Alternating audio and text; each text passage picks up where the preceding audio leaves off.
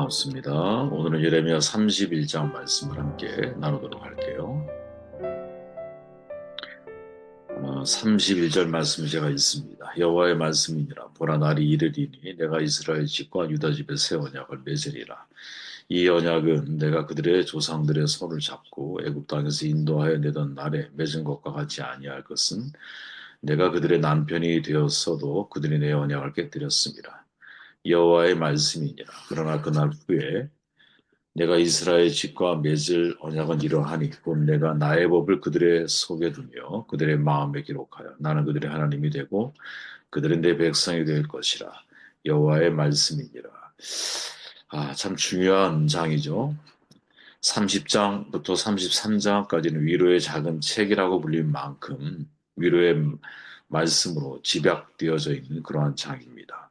31장 그 연장선에서 이어지고 있는 것이죠. 내가 이스라엘 모든 종족의 하나님이 되고 그들은 내 백성이 되리라 라는 말씀은 31장 1절에서 다시 반복되면서 서론이 시작되고 있는 거죠. 하나님은 옛적 조상들이 출애굽과 광야에서 받은 은혜를 다시 상기시키심으로 하나님의 개입이 결코 끊어지거나 실패하지 않으실 것을 확증하고 있죠. 북왕국은 다시 돌아오지 못했어요. 그러나 남유다 백성들은 다시 옛 땅에 돌아와서 포도원을 심고 그 과실도 먹게 될 것이다라고 4절 이하에 말씀하고 있죠. 우리에게 이런 약속이 얼마나 중요할까요? 그죠? 다 잃어버린 것 같고 실패한 것 같지만 하나님이 다시 돌아오게 하실 거야 라는 약속의 말씀을 우리가 들을 수 있다면, 아니 그런 말씀을 하나님이 우리에게 하신다면, 우리는 어떠한 절망적인 상황 속에서도 그 약속을 믿고 자신의 희망을 발견할 수 있는 사람이 될 수 있다고 생각을 합니다. 흩어진 양떼를 모으시는 하나님은 이제 그 백성들의 심령이 물된 동상부터 다시는 근심이 없게 하실 것이다. 12절 이렇게 약속을 하고 계시죠. 그들을 회파하셨던 것처럼 이제는 다시 그들을 세우실 것이다 라고 약속하고 있습니다. 바벨론 포로에 잡혀간 백성 2세들이 사이에 떠돌던 말이 있었는데, 아비가 신포도를 먹어 아들들의 이가 시다. 다시 말하면 아버지의 잘못 때문에 아들들이 고통당하고 있다. 이런 오해를 지금 하나님께서 바로잡고 계시죠. 부모의 죄가 아니다. 자기의 죄로 인하여 벌을 받는 것이다 라고 이야기하고 계신 것이죠. 우리가 잊지 말아야 됩니다. 요한복음 9장에 보면 날 때부터 소경된 자에 대한 이야기가 있잖아요. 결론이 뭡니까? 부모의 죄도 아니야. 또 그 사람의 죄 이전에 하나님이 하시는 일을 사람들에게 드러내게 하기 위해서 주신 거야. 우리의 인생의 가시에 대해서 우리가 어떻게 해석하면 좋을까? 바로 이런 각도에서 해석하면 좋은 거죠. 이것을 죄로, 이미 예수께서 다 용서하신 죄인데 죄로 인하여 죄책감에 의해서 그 문제를 바라보기 전에, 누구의 죄인가를 따지기 전에 죄의 책임을 전가하고 회피하는 이런 입장에서 우리의 문제를 바라보기 전에, 하나님이 왜 우리에게 이런 것을, 나에게 이런 일을 허락하셨을까? 그 뜻이 뭘까? 이런 시각에서 바라보는 것이 저는 하나님의 마음을 이해하는 데 있어서 매우 지혜로운 선택이라고 저는 생각을 합니다. 그러면서 하는 말이 뭐냐? 새 언약을 맺으리라 이렇게 말씀하고 있는 거죠. 새 언약. 우리에게 너무나 익숙한 말씀 아닙니까? 31절 말씀을 다시 읽어보면 여호와의 말씀이니라. 보라, 날이 이르니 내가 이스라엘 집과 유다 집에 새 언약을 맺으리라. 새 언약을 말하고 있죠. 이 새 언약은 모든 언약의 마침이고 성취라는 점에서 매우 중요한 의의를 가지고 있죠. 혹자는 새 언약을 이야기하면서 옛날의 옛 언약이 단절되고 끊어지고 새로운 약속을 맺은 거다 이렇게 이야기하는 사람도 있는데, 그 연속성이 없다 이렇게 말하는 거거든요. 근데 저는 그것은 좀 잘못된 생각이라고 보고, 사실은 구약의 옛 언약에 이어져서 그 언약이 완성되어지는, 성취되어지는 측면에서 새 언약으로 우리는 이해하는 것이 훨씬 더 성경에 가까운, 성경에 말하고 있는 핵심에 접근하는 것이 아니겠느냐 이렇게 생각을 해봅니다. 팔모 로버슨이라고 하는 아주 훌륭한 구약 학자가 계시죠. 그분이 말하죠. 이렇게 말해요. 그리스도 이전에 하나님과 인간의 유대 관계는 옛 언약이다. 그러나 그리스도 이후의 관계는 새 언약이다. 이렇게 말을 하는 거거든요. 옛 언약은 우리가 TV로 설명을 해보면 화면과 같아요. 근데 소리가 안 나. 화면에 있는데 소리가 안 나면 추측은 하잖아, 그죠? 근데 무슨 내용이 정확하게 알지는 못해. 근데 새 언약은 뭐예요? 거기에 자막이 들어가 있는 거죠. 또는 소리가 나오는 거예요. 그래서 그 그림이 어떤 내용인지를 명확하게 우리가 이해하게 되는 것이죠. 그런 측면에서 옛 언약과 새 언약은 아주 중요하게 연결되어져 있고, 새 언약이 정말 하나님의 마음을 대변하고 하나님이 우리를 향하신 진정한 의도가 그 속에 담겨져 있다라고 이야기할 수 있는 것이죠. 이거는 에스겔에서도 새 언약에 대한 이야기가 나오고 예레미야도 또 똑같은 이야기가 나오는 거예요. 그리고 이것의 완성은 누구? 예수 그리스도를 통해서 이루어지는 거죠. 그러면 예레미야가 말하고 있는 새 언약의 핵심이 뭐냐? 내용을 들어가 보면 33절에 내가 나의 법을 그들의 속에 두며 그 마음에 기록하여. 새 언약은 어떤 언약이냐? 마음에 기록하는 언약이라는 거죠. 순종과 관련이 있어요. 옛 언약의 사람들이, 이스라엘 사람들이 실패했잖아요. 율법이 주어졌어. 근데 그 율법이 그들에게 있어서 오히려 걸림돌이 돼. 왜? 그 율법을 지키지를 못해. 마음의 할례를 받지 못한 이스라엘 사람들로서는 신비, 마음에 새겨지지 않는 돌비에 새겨진 율법을 가지고는 순종이 불가능했다는 거죠. 저는 여러분, 이게 정말 중요한 문제라고 보거든요. 이 세상의 모든 문제는 마음에서부터 비롯되는 거잖아요. 인간의 이기심. 여러분, 어떻게 제도와 법을 가지고 사람의 마음을 바꿀 수 있을까요? 역사는 그게 불가능하다라는 것을 끊임없이 우리에게 알려주잖아요. 지난주에 우리가 이기심에 대한 말씀을 나눴지만, 내 내면이 늘 항상 부족 심리를 가지고 어떻게 세상을 바꿀 수 있겠어요? 내 마음이 예수 그리스도 안에서, 하나님의 은혜 안에서 풍요로워져야 되거든요. 내 마음이 여러분, 저절로 이타심이 생기는 건 아니라고 봐요. 내가 하나님의 은혜를 알아갈수록, 그죠? 나 중심적인 삶에서 타인 중심적인 삶으로 내가 변화되어져 가는 거지. 저절로 내가 내 자신을 바꿀 수 있다면 세상에 이렇게 흘러왔을까요, 여러분? 절대 불가능하죠. 하나님은 우리에게 은혜를 주셔야 되는 거라고 봐요. 새로운 율법이 아니라 순종할 수 있는 새로운 힘이 우리의 마음속에 생겨나야 되는 것이지. 우리의 마음이 바뀌어야 되는 거예요. 하나님의 은혜 안에서. 그래서 바뀐 마음을 가지고 있는 사람들이 세상을 바꿔나갈 수 있는 거죠. 내 마음이 바뀌지 않는 한 세상은 달라지지 않아요. 인간의 이기심의 문제를 어떻게 해결할 수 있겠어?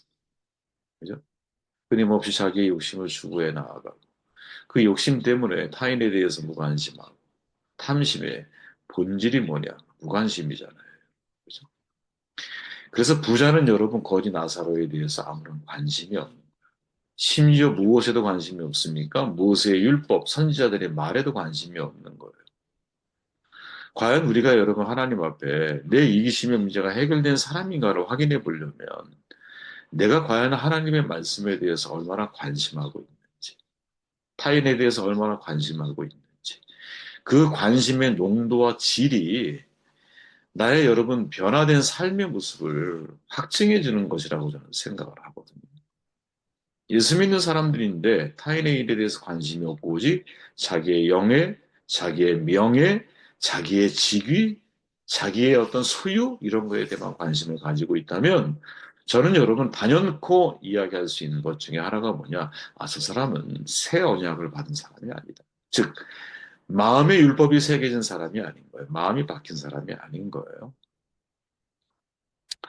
착한 행실을 통해서 하나님의 예수 그리스도의 제자인 걸 알게 된다 그러잖아요. 왜 착한 행실을 하게 될까요? 마음이 바뀌었기 때문에 그런 거거든요.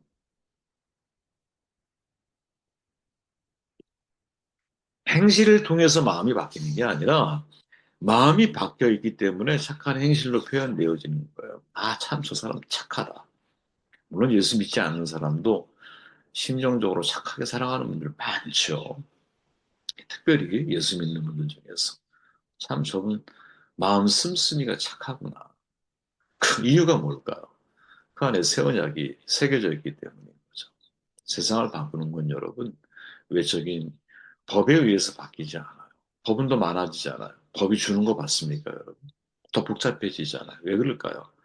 복잡해질 수밖에 없도록 인간은 더 교묘하게 죄를 짓기 때문에 그런 거 아니겠어요? 슬픈 일이죠, 여러분.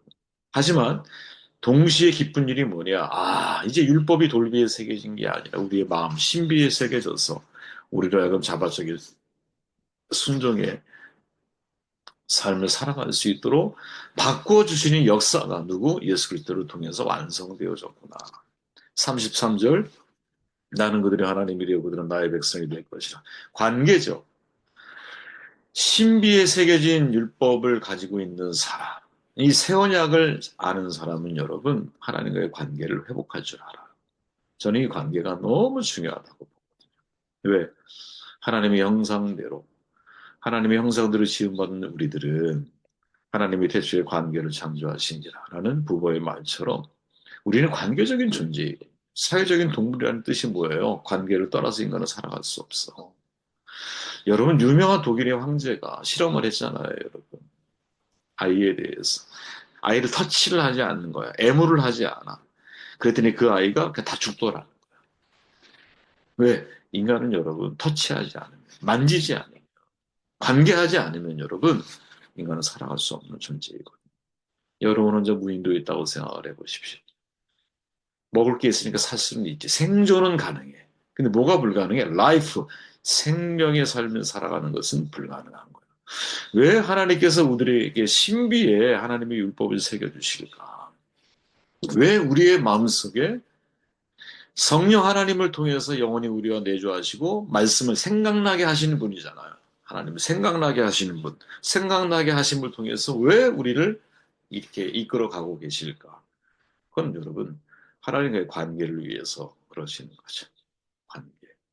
그래서 여러분 정말 우리의 마음에 새 언약이 있는 사람들은 관계성이 회복이 되는 거예요. 하나님과의 관계, 사람과의 관계.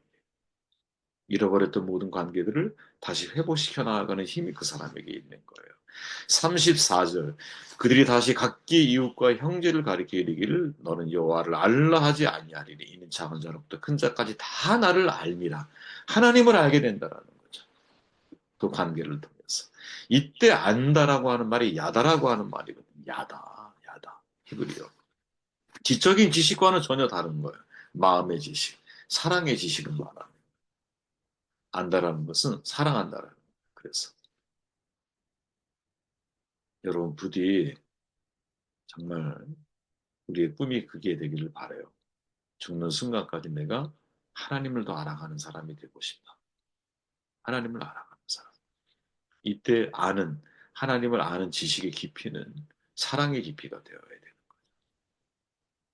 내가 우리가 결혼하잖아요. 그래서 부부가 서로를 이렇게 알아가. 체험적인 알미죠. 근데 그 알아감의 목적이 뭐예요? 알아가면서 멀어지기 위함입니까? 아니면 알아가면서 저 사람을 더 깊이 내가 사랑하기 위함입니까? 후자죠, 후자. 알아가면서 싫어지는 게 아니라 알아가면서 사랑하게 되는 것. 이게 지금 여기에서 야다라고 하는 말에 아주 중요한 핵심적인 의미 가운데 하나라는 것이죠. 34절 말씀을 읽을게요. 내가 그들의 죄악을 사하고 다시는 그 죄를 기억하지 아니하리라. 아멘. 죄의 용서에 대한 약속의 마지막이 뭐냐? 새 언약의 마지막이 뭐냐? 절대로 죄를 기억하지 않겠다. 그런데 왜 우리는 다른 사람의 죄를 기억할까요? 하나님은 우리의 죄를 기억하지 않는다고 말씀하시는데 왜 우리는 다른 사람의 숨겨진 죄를 기억해서 끄집어내서 그 죄를 공격하는 공격성을 가지고 있을까요? 과거 제사 제도에서는 여러분 죄를 질 때마다 제사를 져야 돼. 제사를 지내야 돼요. 그러나 예수 그리스도가 십자가에서 이루신 이 단 한 번의 제사는 그죠? 그것을 믿는 믿음 안에서 우리는 우리의 모든 죄가 다 이미 용서를 받은 거야. 그런데 우리는 이미 용서하신 죄를 끄집어내서 죄책감에 의해서 신앙생활을 하는 사람들이 너무나 많아. 이거는 여러분 새 언약의 의미가 무엇인지를 이해하지 못하는 거죠. 이미 나의 모든 죄는 용서받았어. 마음껏 죄를 져라 이 말이 아니에요, 여러분. 그 용서의 깊이가 너무나 값진 은혜이기 때문에 그 값진 은혜이기 때문에 내가 하고 싶은 일을 하며 인생을 살아가는 게 아니라 내게 하라고 주신 일을. 그죠? 내가 만나고 싶은 사람들을 만나는 게 아니라 내게 만나고 하라고 내게 주신 사람들을 만나면서 내게 주신 말씀으로 그들을 돕고 섬기고 이렇게 인생 삶의 패턴이 완전히 바뀐 거죠. 삶의 패턴이. 왜? 하나님의 이 은혜가 값싼 은혜가 아니라 값진 은혜이기 때문에. 그런 마음이 우리 가운데 있느냐. 그런 마음이 우리에게 있느냐? 사실은 이 새 언약에 대한 메시지는 여러분, 뭐 진짜 논문 하나를 써도 부족할 만큼 굉장히 큰 내용을 가지고 있거든요.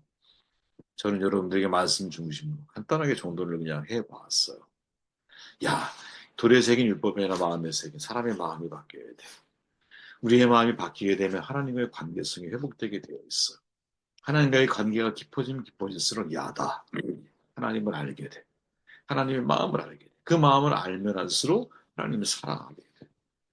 그 사랑 때문에 내가 더 이상 죄를 짓지 않으려고 하는 삶이 아니라 하나님이 기뻐하는 삶을 사실은 내가 살아가려고 하는 삶의 방향이 완전히 바뀌는 것이죠.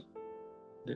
제 죄감에 의해서 신앙생활을 하는 것이 아니라 그 죄를 용서하신 값진 은혜에 내가 보답하기 위해서 하나님의 자녀로서 인생을 살아가기 위해서 신앙생활을 해가는 저와 여러분들이 되셨으면 얼마나 좋을까 그런 생각을 해보게 되었습니다.